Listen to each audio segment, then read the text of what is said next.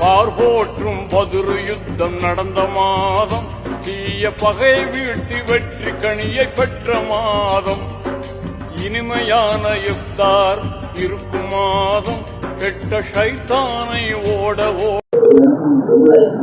அஸ்ஸலாமு அலைக்கும் வரஹ்மத்துல்லாஹி தஆலா வபரகாத்துஹு.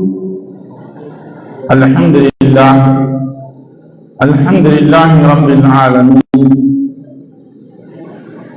والعاقبة للمتقين والصلاة والسلام على سيد المرسلين وعلى آله وأصحابه وسلم. رب اشرح لي صدري ويسر لي أمري واحلل عقدة من لساني يفقهوا قولي. ربي زدني علما. أما بعد، فقد قال الله تعالى في القرآن الكريم وفي القرآن المجيد: أعوذ بالله من الشيطان الرجيم. بسم الله الرحمن الرحيم.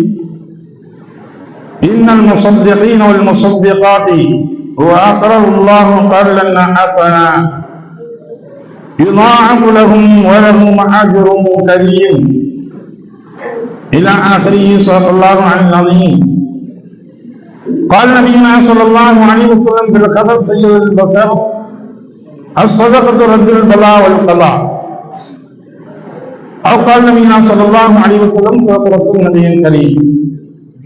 படைத்தோரை போற்றி புகழ்ந்த வண்ணம் இன்னும் அவனின் தூதர் மதீனார் காத்தம் நபி ஸல்லல்லாஹு அலைஹி வஸல்லம் அன்னார்கள் மீது அன்னாருடைய குடும்பத்தார்கள், அவர்களை பின்பற்றி வந்த சத்திய உத்தம சஹாபா பெருமக்கள்,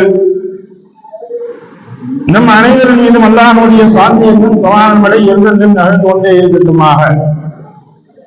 அருமைக்குரிய சகோதரர்களே, பெரியவர்களே, இன்று நாம் பார்க்க இருக்கக்கூடிய தலைப்பு தர்மம்.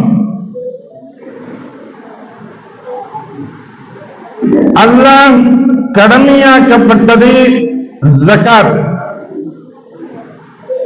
உபரியாக செய்யக்கூடியது தர்மமாக இருக்கின்றது. இதற்கு சதகா என்பதாக சொல்வார்கள். தமிழில் ஒரு பழமொழி சொல்வார்கள்: தர்மம் தலை காக்கும் தக்க சமயத்தில் உயிர்காக்கும் என்பதாக ஒரு கவிதையில் சொல்லி காட்டுவார்கள். அது உண்மைதான். மார்க்கம் சொல்லக்கூடியதும் அதுதான். ரசூலுல்லாஹி ஸல்லல்லாஹு அலைஹி வஸல்லம் அவர்களும் சொன்ன வார்த்தைகள் அதுதான். அஸ்ஸதகத்து ரத்துல் பலா வல் கலா. சதக்காவாகின்றது, நீங்கள் தர்மம் செய்யக்கூடிய தர்மம் இருக்கின்றது. இந்த தர்மம் உங்களுடைய பலா முசீபத்துகளை போக்கக்கூடியதாக இருக்கும். இன்னும் எந்த அளவிற்கு சொன்னார்கள், மேலும் சொன்னார்கள், ஒரு கலா, உங்களுடைய கலாக்கத்திலே மாற்றி அமைக்கக்கூடியதாக இருக்கும். உங்களுக்கு ஏதாவது ஒரு முசீபத்துகள், ஏதாவது ஒரு விபத்துகளோ அல்லது ஏதாவது ஒரு நிகழ்வுகளோ நிகழ்ந்ததாக இருந்தால் கூட அல்லாஹ் தஆலா இந்த உங்களுடைய சதகாவின் மூலமாக, தர்மத்தின் மூலமாக அல்லாஹ் தஆலா அதை போக்கக்கூடியவனாக இருக்கின்றான். தர்மம் செய்வது பல வகைகளில் இருக்கின்றது. தனக்கு தேவை இருந்தும் அடுத்தவருக்கு தர்மம் செய்வது ஒன்று. அதாவது ஒரு வஸ்துவின் மீது தமக்கு ஆசை இருக்கும், தேவையும் இருக்கின்றது. இந்த சமயத்தில் பிறருக்கு தந்து விடுவது. அது என்ன செய்யறாங்க? பிறருக்கு தருவது.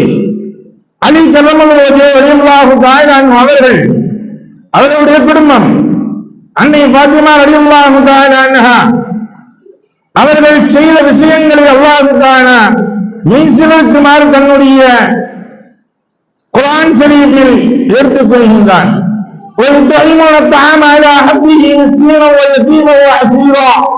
என்பதாக அல்லாஹ் தஆலா சிராயித்து சொல்கின்றான். என்ன? அலி ரலியல்லாஹு தஆலா அவருடைய குடும்பங்களை நோன்பு நோட்பதற்காக வேண்டி நோன்பு நோட்டிருந்தார்கள். இப்பொழுது நோன்பு திறப்பதற்காக வேண்டி 4 ரொட்டி துண்டுகளை செய்திருந்தார்கள். 4 ரொட்டி துண்டுகள், எப்படி 6 ரொட்டி துண்டு விதமாக. அலி ரலியல்லாஹு தஆலா அவங்களுக்கு ஒண்ணு, பாத்திமா ரலியல்லாஹு தஆலா அன்ஹா, ஹசன் ஹுசைன் ரலியல்லாஹு தஆலா அன்ஹுமா, இந்த ஒரு குடும்பம் முன்வதற்கு மட்டும் இந்த 4 ரத்தினங்களை தயார் செய்து வைத்திருக்கின்றார்கள். வேறு எதுவும் இவரிடத்தில் மாவோ அல்லது வேறு பொருளாதாரமோ வேறு உணவு எந்த ஒன்றுமே இல்லை. இது மட்டும்தான் இங்க இருக்கு. இன்னைக்கு சம்பாதிச்சுட்டு வந்து இந்த மாவு வந்து வாங்கிட்டு வந்திருக்காங்க.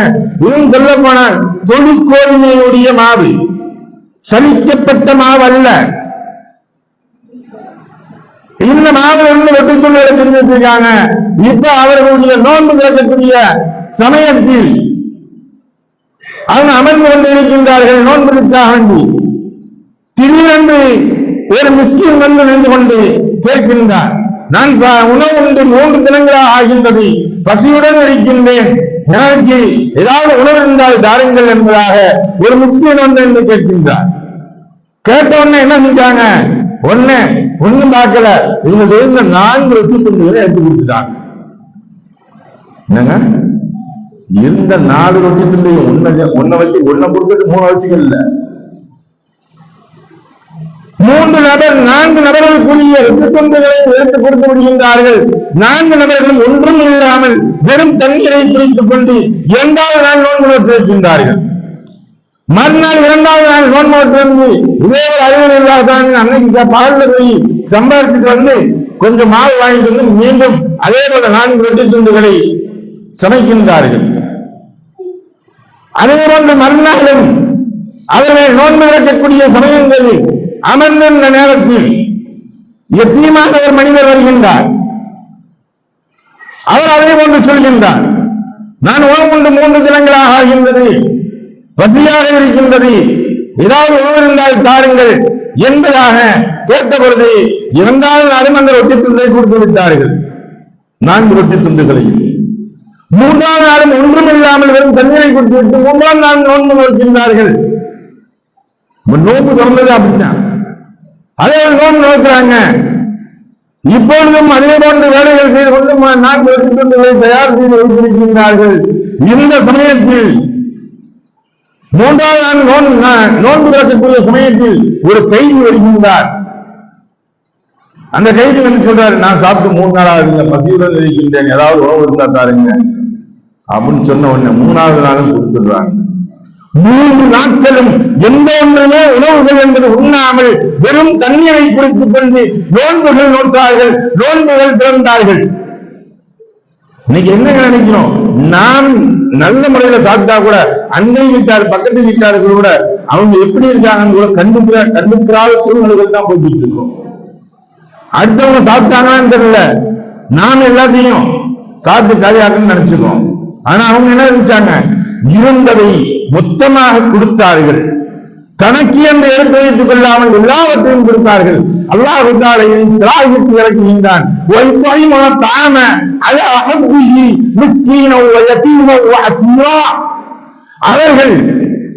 அவர்களுடைய உணவை நாளை மறுமையுடைய அல்லாஹ்வுடைய நன்மையை நாடி மட்டுமே அதை அவர்கள் ஆசீர்வதித்தவர்களாக வேற எந்த ஒன்றுக்கும் இல்லை. மிஸ்கீனுக்கும் எத்தீனுக்கும் கைதிக்கும் உணவாக அளித்தார்கள் என்பதாக வசனங்களை இறக்கியவுடன் தான் 4வது நாள் நோன்பு நோற்றிருக்கக்கூடிய சமயங்களில் ரசூலுல்லாஹி ஸல்லல்லாஹு அலைஹி வஸல்லம் வருகின்றார்கள். அவர்கள் கொஞ்சம் பொருள்களை கொண்டு வருகின்றார்கள், மாவுகளை அனைத்தையும் கொண்டு வந்து குடிக்கின்றார்கள். பாத்திமாவே பாத்திமாவே, நீங்கள் 4 நபர்களும் இப்படி பட்டினி கிடந்தால் இருந்தீர்கள், யார் சொர்க்கத்தின் தலைவி? ரசூலுல்லாஹி ஸல்லல்லாஹு அலைஹி வஸல்லம் அவர்கள் சொன்னது, இளைஞர்களுக்கு, நாளை இளைஞர்களுக்கு, வாலிபர்களுக்கு தலைவர்களாக கொண்டு செல்லக்கூடிய ஹசன் ஹுசைன் ரலியல்லாஹு தஆலா அன்ஹு, அலி கர்ரமல்லாஹு வஜஹு ரலியல்லாஹு தஆலா அன்ஹு, அஸதுல்லாஹ் என்று சொல்லக்கூடிய அல்லாஹ்வின் சிங்கம் என்று சொல்லப்பட்ட அலி கர்ரமல்லாஹு வஜஹு ரலியல்லாஹு தஆலா அன்ஹு, அலி பாபுகா என்று சொன்னார்கள். கல்வியுடைய மாயல் என்பதாக சொல்லப்பட்ட அலி கர்ரமல்லாஹு ரலியல்லாஹு தஆலா 4 நபர்கள் பட்டினியாக இருந்தார்கள். அவர்களுக்கு கொண்டு ரசூலுல்லாஹி ஸல்லல்லாஹு அலைஹி வஸல்லம் அவர்கள் கொடுத்திருந்து உணவு உண்ண வைத்தார்கள், சந்தோஷப்பட்டார்கள் பார்த்திருந்து. அடுத்த தர்மம் என்னவென்றால் தனக்கு போக மிஞ்சியதை தர்மம் செய்வது.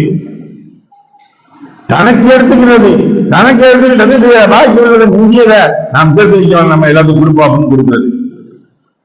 அந்த மிக மிஞ்சியதை குறிக்கக்கூடியது பவல் என்பார்கள் அரபியில், சிறப்பிற்குரியது, அதுவும் சிறந்ததுதான். அது கொடுக்கக்கூடியது எப்படி கொடுக்கக்கூடாது, கெட்டு போனதோ அல்லது நல்ல வச்சு இல்லாம சில என்ன செய்வாங்க, வச்சு வாங்கி 3 நாள் ஆயிருக்கும், இங்க வச்சுக்கிட்டு கொடுத்துருவாங்க. இருக்குதுங்க, கெட்டு போயிருக்கீங்க, ஒரு நாள் இருக்கு ஊசி போயிடும், அதை கொடுத்து அந்த பொருளை தர்மமாக கடைசியில நல்லா இருக்க வரையும் சாப்பிட்டது முடியல அப்படின்னு கடைசி நேரத்துல எதை கொடுத்து தள்ளி விடுங்க. ஆனால் தனக்கு போக மிச்சமாக இருக்கக்கூடியவை முழுமையாக கொடுக்கின்றார்கள் அல்லவா, இவர்களை பற்றி அல்லாஹ் சொல்லும் பொழுது சொல்கின்றான், எவ்வாறு செலவு செய்ய வேண்டும் என்பதாக நபியே நாயகமே உங்களிடத்தில் கேட்கின்றார்கள். அவர்களிடத்தில் நீங்கள் சொல்லுங்கள், குலில் ஆஃபுவ, நீங்கள் மிஞ்சியதை சிறந்ததை நீங்கள் என்ன செய்ய, மிச்சமாக இருக்கக்கூடிய வேண்டியதை செலவு செய்யுங்கள் என்பதாக சொல்லுங்கள் நபியே நாயகமே, நீங்கள் அவர்களிடத்தில் சொல்லுங்கள். அதாவது தன்னுடைய தேவை போக மிஞ்சி இருக்கக்கூடிய செல்வத்தை நல்ல வஸ்துவாக இருக்க வேண்டும், அதை இவர் தான தர்மமாக செய்வது. அந்த காலத்துல என்ன செய்வாங்க அப்படின்னா,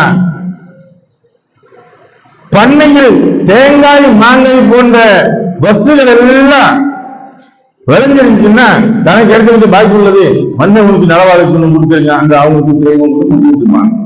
இது போல அரபுடைய காலகட்டங்களிலே இருந்துச்சு. இப்படி செஞ்சாங்க. ஒரு தந்தை என்ன செஞ்சாரு, எல்லாம் பறிச்சு போட்டு தனக்கு எவ்வளவு தேவை, இவ்வளவு மாங்காய் வேணுமா அந்த மாங்காய் எடுத்து வை, எவ்வளவு தேங்காய் வேணும் இவ்வளவு தேங்காய் வேணுமா எடுத்து வை, என்னப்பா அரிசி வேணுமா இவ்வளவு எடுத்து வை, பாக்கி எவ்வளவு இருக்குது இது இருக்கக்கூடிய எல்லாருக்கும் எல்லா ஆட்களுக்கும் பிரிச்சு பங்கீடு செய்து கொண்டிருந்தார். இவருக்கு 3 மகன்கள் இருந்தார்கள். இந்த சரித்திரத்தை நல்ல முறையில் கேட்டு வாருங்கள். அல்லாஹு தஆலா சொல்லக்கூடிய சரித்திரம். 3 மகன்கள் இருந்தார்கள். இவங்க 3 பேரும் கிட்ட மாட்டாங்க. நம்ம தகப்பன் இதுவரை அழியதை கொடுத்துக்கிட்டே இருக்காரு, நாம் யாருக்கும் கொடுக்க கூடாது, கொடுத்தா மொத்தத்துக்கு ஒண்ணும் இல்லாம ஆகி போயிருங்க அப்படின்னு நினைச்சிட்டு இவங்க இருந்தாங்க. அது அல்லாஹ் தஆலா சூரத்துல் கலம் எனக்கூடிய சூறாவில் சொல்லி காட்டுகின்றான். இன்னா பலவ்னாஹும் கமா பலவ்னா அஸ்ஹாபல் ஜன்னah இதா அக்ஸமு லா யஸ்ரிமுன்னஹா முஸ்பிஹீன் என்று அல்லாஹ் தஆலா சொல்லி காட்டுகின்றான். நிச்சயமாக நாங்கள் தோட்டக்காரர்களை சோதித்ததை போன்று அவர்கள் சத்தியம் செய்தார்கள். அவங்க சத்தியம் போட்டு செஞ்சாங்க ஒரு செய்திய, எப்படி அதிகாலையில் எந்த முஸ்லீம்களுக்கும் தெரியாமல் பழங்களை அறுத்துவிட வேண்டும் என்பதாக அவர்கள் திட்டம் போட்டார்கள். நம்ம அப்பா வந்து என்ன செஞ்சாரு, அது தெரிஞ்சு எல்லாத்தையும் கொடுத்துருவாரு, பகல் ஆயிடுச்சுன்னா இப்ப என்ன செஞ்சிடணும், அதிகாலை நேரத்துல வந்து சுபோடைய நேரத்துக்கு போய் கருக்கல்ல விடுகிறதுக்கு முன்னாடி போய் எல்லாத்தையும் அறுத்து மிஸ்கின்களுக்கு ஏழைகளுக்கு கொடுக்காம கொள்ளாம நம்ம எடுத்துட்டு போயிடணும் அப்படின்னு ஒரு திட்டம் போட்டாங்க. அவர்கள் இன்ஷா அல்லாஹ் எனக்கூடிய ஒரு வார்த்தையும் இவர்கள் சொல்லவில்லை.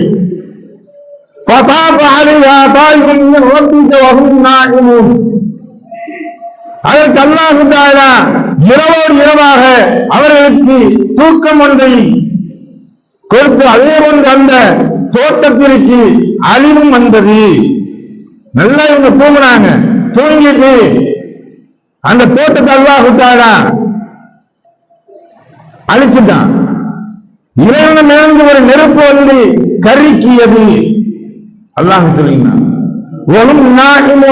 அவங்க தூங்கிட்டு இருக்கீங்களே, இரவோடு இரவா அல்லாஹ் தஆலா அதை கருக்கிட்டான்.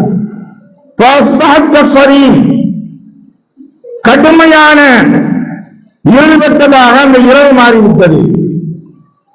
எப்படி இருந்துச்சு, அம்மாவுக்கு விட மோசமான இருளாக கடுமையான இருள் சூழ்ந்த ஒரு இரவாக மாறிவிட்டது.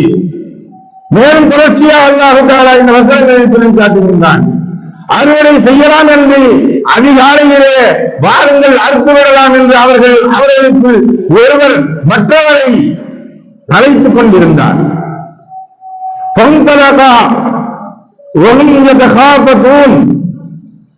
என்று அல்லாஹ் தஆலா அடுத்து சொல்லி காட்டுகின்றான். அவர்கள் போய் நின்று பார்க்கிறாங்க. ஆனால் எல்லாமே தோட்டமே வந்து முழுமையாக அழிஞ்சிருச்சு. முழுமையா அழிஞ்சு ஒண்ணுமே இல்லாம வெறும் சாம்பல் தான் கிடக்குது தரையில. சாம்பல் கிடைக்கிற சிலையில இவங்க போய் பார்த்தாங்க. என்னடா கிடக்குது? வழி வந்து மாறி வந்துட்டோமா? அல்லாஹ் சொல்லி கேட்டான், நாம் வழி மாறி விட்டோமோ, வழி தவறி வேறு எங்காவது வந்து விட்டோமோ என்று பேசிக் கொண்டார்கள். பிறகு கொஞ்சம் தெளிவாகி, இல்லை இல்லை, இது நம்முடைய தோட்டம்தான். அவர்கள் சொன்னார்கள், நஹ்னு மஹ்ரூமூன், இது நம்முடைய தோட்டம் தான். என்றாலும் அவனுடைய பாக்கியத்தை நாம் இழந்து விட்டோம். அவருடைய பாக்கியத்தை முழுமையாக இழந்து விட்டோம். கால அவ்ஸதுஹும் அலம் அகுல் லக்கும் லௌலா துஸப்பிஹூன், அவர்களின் நடுநிலையானவர்கள் சொன்னார்கள், அந்த மஞ்சளில் இருக்கக்கூடிய நடுநிலையாளர்கள் சொன்னார்கள், நீங்க அலம் அகுல் லக்கும், நீங்கள் சொல்லவில்லையா அல்லாஹ்வை துதிப்பவன் என்று துதிபாட வேண்டாம, அல்லாஹ் துய்யவன் என்று நீங்கள் துதிபாட வேண்டாம, நீங்க சொல்ல வேண்டாம, அல்லாஹ் மறந்து விட்டு அல்லாஹ் துதிக்க மாட்டான்னு நினைச்சு விட்டு கோயில்கள் நினைச்சு போட்டு நீங்க எப்படி நினைச்சீங்க? அல்லாஹ் உங்களை அழிச்சு போட்டான். நீங்க அல்லாஹ் நினைச்சு பாருங்க, கொடுப்பான்னு நினைச்சு பாருங்க, கொடுப்பான்னு நினைச்சு நீங்க கொடுங்க, அல்லாஹ் உங்களுக்கு கொடுத்துக்கிட்டே இருப்பான். குடுக்கிற கேள்விதான், குடுக்கிற இடங்கள் தான் ஊறிக்கொண்டிருக்கும். இறக்கும் கேள்வியில் தான் தண்ணீர் ஊறிக்கொண்டே இருக்கும். தண்ணி இருக்குதுங்க, அரைக்கேன்னு இருக்குது, நீ இறக்க வேணாம், நமக்கு எடுத்துக்கலாம் அப்படின்னு வச்சுன்னா அது வந்து மஞ்சு போய் பாசி பிடித்து அந்த தண்ணீர் நாரி போய் ஊற்றுகள் அடைத்து விடும். இறக்கும் பொழுதுதான் அதிலிருந்து தண்ணீர்கள் வந்து கொண்டிருக்கும். அதுபோன்று இதற்கு சொன்னவன கால அவர்கள் சொன்னார்கள், சுபஹான ரப்பினா இன்னா குன்னா ஸாலிமூன். ஒன்னாவர்கள் சொன்னார்கள், இறைவா நீதான் தூய்மையானவன், நாங்கள் முறைதவரை நடந்து கொண்டோம் என்பதாக அவர்கள் சொன்னார்கள். இரண்டாவது இவங்க சொன்னவன்னா அல்லாஹ் தஆலா என்ன செய்யறான்,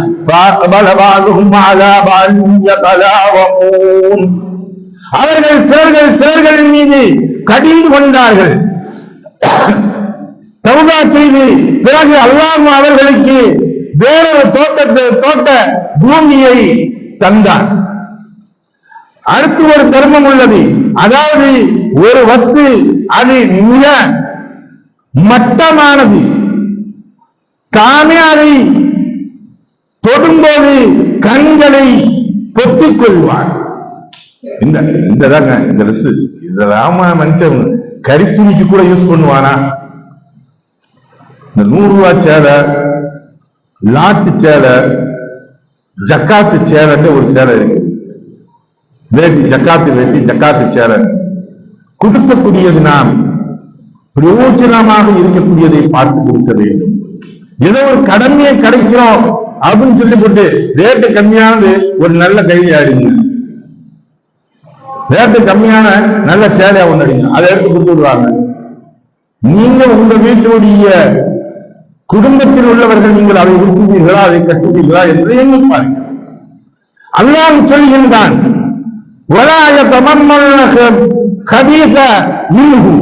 என்பதாக வசனங்கள் அல்லாஹ் சொல்லும்போது சொல்கின்றான், எதை நீங்களே கண்களை பொத்திக் கொண்டு தான் தொடுவீர்களோ அப்படிப்பட்டதை தர்மம் செய்ய நினைத்து கூட பார்க்காதீர்கள் என்றாக அல்லாஹ் சொல்லுகிறான். நினைக்காதீங்க அப்படின்னு சொல்ல, நினைச்சு கூட பார்க்காதீங்க. அப்ப மொத்தத்துக்கு அப்படியாக்குன்னா நீங்க தர்மம் செய்யாதீர்கள் என்பதாக அல்லாஹ் தஆலா இந்தியாவுக்குள்ள தர்மங்களை பற்றி அல்லாஹ் தஆலா தடை செய்து கொள்கின்றான்.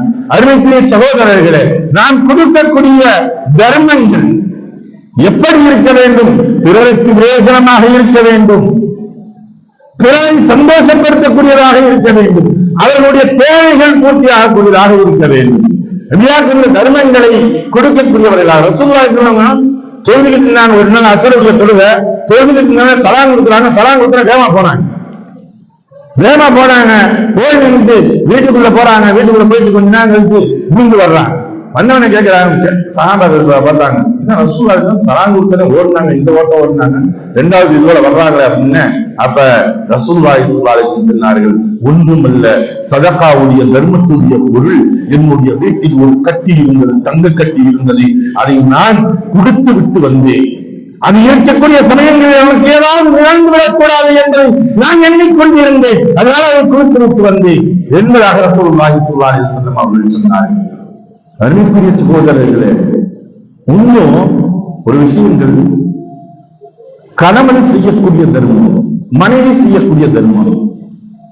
கணவனுடைய பொருள்கள்ல இருந்து சிலவற்றை மனைவி கொடுக்கலாம். மனைவிக்கு தெரியாம கணவன் தர்மம் செய்து போடும். ஆனா இதே தர்மத்தை மனைவியுடன் கேட்டுவிட்டு, எங்களுக்கு இப்படி ஒரு தேவை இருக்கிறது, நம்ம இதை கொடுக்கலாமான்னு கேட்டா அதை கொடுங்கன்னு சொல்லக்கூடிய மனைவியா இருக்கு. அது நல்ல வணங்கிருக்கு. ஒருத்தவங்களுக்கு நம்ம தேவை இருக்குது, அவருக்குரிய ஒரு சரவெளிக்கு ஒரு 5000 ரூபாய் கொடுக்கலாமா அப்படின்னா, எதுக்கு அதுக்கு 5000 ரூபாய், சும்மா 1000 ரூபாய் போதும் அப்படின்னு சொன்னா அந்த மனைவிட்டு கேட்க வேண்டாம். அந்த மனைவிட்டு நீங்க கேட்காதீங்க. நீங்க கேட்கக்கூடியது 5000 ரூபாய் கொடுக்கலாமான்னு கேட்டா அந்த மனைவி சொல்றாங்க, கொஞ்சம் கூட்டு கொடுக்கலாமே, அதிகமா கொடுக்கலாமே, தேவை இருக்கக்கூடிய அப்படின்னு சொல்றாங்க. அப்படின்னா அத்தியாவசிய மனைவி நீங்க கேளுங்க. கேட்டு என்ன செய்யுங்க, நீங்க அதை கொடுங்க. அப்படி கொடுக்கக்கூடிய சமயத்தில் தர்மம் கொடுப்பதற்கும் உங்களுக்கு நன்மை இருக்கிறது, தர்மத்தை கொடுப்பதற்கு துணியதற்கு அவர்களுக்கு நன்மை இருக்கின்றது. உங்களுக்கும் நன்மை இருக்கு, அவங்களுக்கு நன்மை இருக்கு. இதே ஒரு மனைவி கொடுக்குது, மனைவி கொடுக்கின்றால் அப்பொழுது கணவனுடைய அனுமதியை கேட்க வேண்டும். எப்படியாவது இந்த கணவராக இருக்கணும், கொடுங்கன்னு சொல்லி உங்களுக்கு தூண்டக்கூடிய கணவராக இருக்க வேண்டும். அதுவும் அதிகமாக கொடுங்கன்னு சொல்லக்கூடியவங்க நீங்க கேட்டு கொடுங்க. 2 நபர்களுக்கும் நன்மை உண்டு என்பதாக ரசூலுல்லாஹி ஸல்லல்லாஹு அலைஹி வஸல்லம் சொல்றாங்க. ஒரு சஹாபி தர்மத்தை கொடுத்தாங்க, கொடுத்துக்கிட்டே இருந்தாரு. கொடுத்து கீழே தன்னுடைய மகனம் வரிசையில அஞ்சு வாங்கிட்டாங்க. நான் ஏழைகளுக்கு தான் கொடுக்கணும்னு நினைச்சு கொடுத்தேன். இது இந்த சமயத்துல என்னுடைய மகன் வந்துட்டான், என்ன செய்யறது? போச்சு இந்த செய்தி ரசூலுல்லாஹி யார ரசூலுல்லாஹ், இப்படி நான் கொடுப்பதற்காக நின்று கொண்டிருந்தேன், என்னுடைய மகன் வாங்கிவிட்டான், இது என்ன கூடுமா என்பதாக இந்த சர்ச்சையில் கூடும்பொழுது ரசூலுல்லாஹி ஸல்லல்லாஹு அலைஹி வஸல்லம் அவர்கள் சொன்னார்கள், கொடுத்தவருக்கும் கூடும், வாங்கியதும் கூடும் என்பதாக சொன்னார்கள். அவர் ஜக்காத்துக்கு நீ சதக்கா கொடுத்த, நீ சதக்காவாக என்னை கொடுத்தீர்கள், உங்களுக்குரிய நன்மையும் இருக்கிறது. அவர் தேவைக்காக வேண்டி அவர் பெற்றுக் கொண்டார், அதற்காக வேண்டி அவருக்கும் அது கூடும், அது செலவழிக்கலாம், அவருக்கும் அது ஆகமானதுதான் என்பதாக சொன்னார்கள். அருமைக்குரிய சகோதரர்களே, சதக்காவில் நாம் தாராளமாக செய்ய வேண்டும் என்பதுதான் பல்வேறு விஷயங்களும் பல்வேறு ஹதீஸ்களும் பல்வேறு உதாரணங்களும் நமக்கு எடுத்து காட்டக்கூடியதாக இருக்கிறது. அல்லாஹ்வுடைய கலாம் செய்யமாக இருக்கட்டும், ரசூலுல்லாஹி ஸல்லல்லாஹு அலைஹி வஸல்லம் அவர்களுடைய வாழ்க்கை, அவர்கள் காட்டி தன்னுடைய நெறிமுறைகளாக இருக்கட்டும், சதக்காக்களை தூண்டக்கூடியவர்களாக இருந்திருக்கின்றார்கள், சதக்காக்களை அதிகமாக ஏகக்கூடியவர்களாக இருந்திருக்கின்றார்கள். அதே சமயத்துல சிலர் என்ன செய்வாங்க, கடைசி வரை இவர் சேர்த்து வச்சுக்கிட்டே இருப்பாரு. சக்கராத்துடைய நாள்ல முடியாத டயத்துல இன்னைக்கோ நாளைக்கோ போறக்கூடிய சமயத்துல இப்ப சொல்லுவாரு, இதை சக்காத்து கொடுத்து, இதை சதக்கா கொடுத்துருப்பா, இது அவங்களுக்கு கொடுத்துரு, இது இவங்களுக்கு கொடுத்துரு அப்படின்னு கொடுக்கறது கூடாது. ஏன்னா இவர் மரணத்திற்கு பின்னால் தன்னுடைய வாரிசுகளுக்கு அந்த பொருள் சேர வேண்டும். இப்ப இவருக்குரியது கிடையாது, இது இவருக்குரிய பொருள் கிடையாது, வாரிசுக்குரியது. இப்ப என்ன செய்யணும்னு நினைக்கிறாரு, வாரிசுக்கு இல்லாமல் இருந்து அழித்து விட்டு இருக்கக்கூடியவர்களுக்கு மற்றவர்களுக்கு கொடுத்துட்டு போயிரு நினைக்கிறாரு. இப்ப இந்த சரக்கா கூடாது, கொடுக்க கூடாது, வாரிசுக்கு போகணும். அருமைக்குரிய சகோதரர்களே, வல்லல்லாஹு அல்லாஹ் சதகாக்களை விளங்கி பிரயோஜனமிக்க சதகாக்களாக கொடுக்கக்கூடிய நன்மக்களாக வல்லல்லாஹு அல்லாஹ் நம் அனைவருக்கும் ஆக்கி அருள்வானாக. வாஹிர் தஅவானா அல்ஹம்துலில்லாஹி ரப்பில் ஆலமீன். சுப்ஹானல்லாஹி வபிஹம்திஹி, சுப்ஹானக்கல்லாஹும்ம வபிஹம்திக வ நஷ்ஹது அன் லா இலாஹா இல்லா அன்த வ நஸ்தக்ஃபிருக வ நத்தூபு இலைக். ஆமீன். சுப்ஹான ரப்பிக ரப்பில் இஸ்ஸத்தி அம்மா யசிஃபூன் வ ஸலாமுன் அலல் முர்ஸலீன் வல்ஹம்துலில்லாஹி ரப்பில் ஆலமீன்.